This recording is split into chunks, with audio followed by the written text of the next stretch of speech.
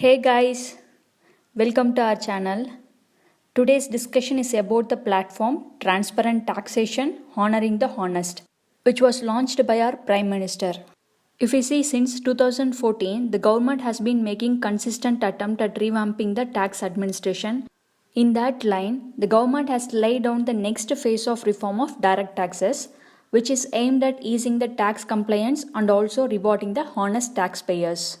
The ongoing tax reforms is mainly directed towards simplification of direct tax laws, reduction of tax rate, and reducing the taxpayers' grievances and litigations, which all in turn increase the compliance of taxpayers and increase the tax base of the country. These reforms is to make the tax system seamless, painless, and faceless. Seamless system means the tax administration will work continuously to resolve the problem of taxpayers instead of targeting them. Painless means to make the system very simple and precise to avoid the complexity. And faceless system means there is no need for direct contact between the taxpayers and income tax officers. Looking into a platform, Transparent Taxation Honoring the Honest, it has three features.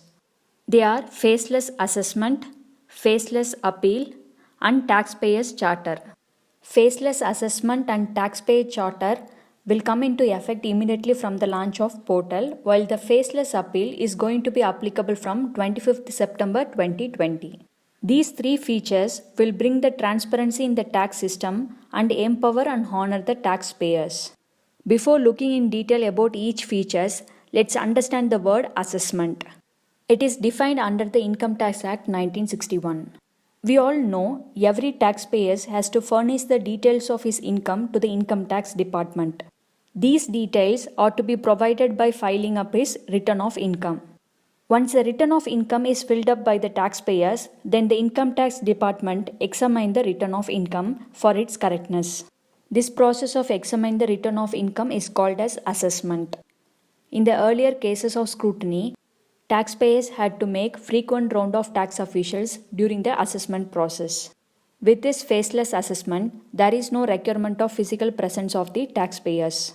Therefore, it eliminates the physical interface between the taxpayers and tax officers.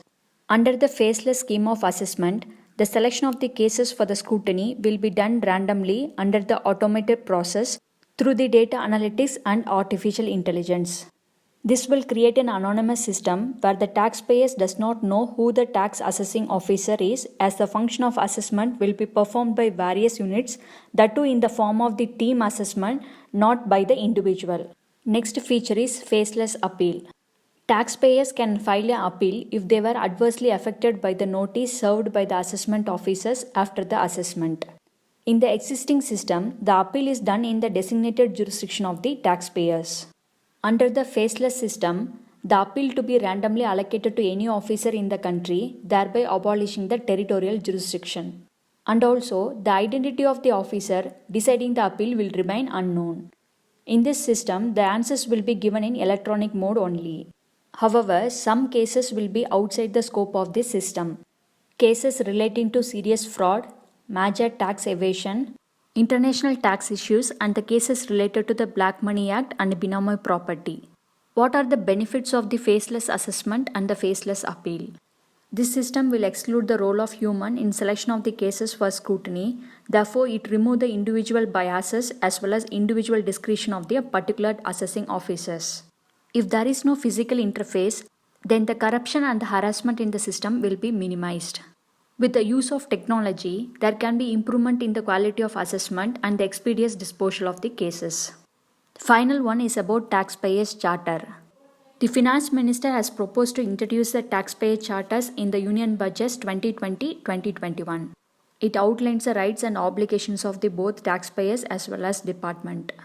It will enhance the trust between the taxpayers and tax official, which in turn promote the good governance practices. The Charter lists 14 commitments by tax officials and 6 obligations of taxpayers. These are the 14 commitments by tax officials. Few are provide fair, courteous, and reasonable treatment, treat taxpayers as honest, respect the privacy of the taxpayers, and so on.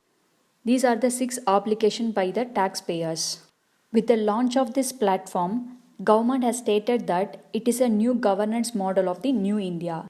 Hereby, every law and policy is being taken out of the power centric approach and is now being turned into people centric and public friendly.